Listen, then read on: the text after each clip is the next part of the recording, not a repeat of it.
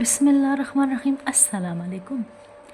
हुस्न अखलाक का अजीब वाक़या। पटियाला शहर में जलसा था।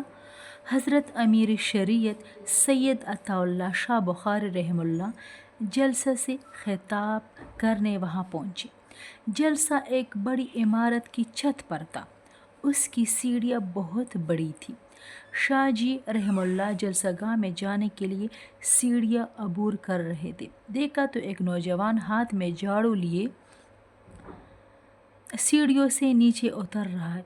शाह जी साहब ने दरियाफ्त फरमाया, बरखुरदार तू कौन है? तो जवान ने जवाब दिया, जी हम सफाई वाले। शाह जी रहमतुल्लाह ने उसे पकड़कर गले लगाया और उसके दिल पर हाथ रख कर कहा, ज़रा यहाँ की भी सफाई करते जाओ।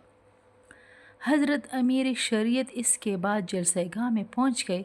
तकरीबन आधा घंटे बाद मौलाना अब्दुल जब्बार अबू हरी ने आते ही कहा, शाह जी इसे क्या कहकर आए हो?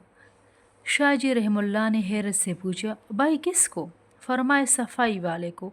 शाह जी रहमतुल्लाह ने कहा, कुछ भी नहीं।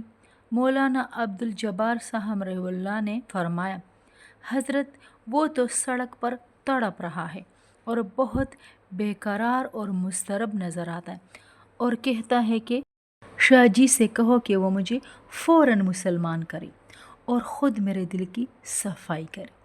चुनांचे शाह जी रहमतुल्लाह के फरमान के मुताबिक वो जलसागाह में लाया गया और मुशर्रफ ब इस्लाम हो गया।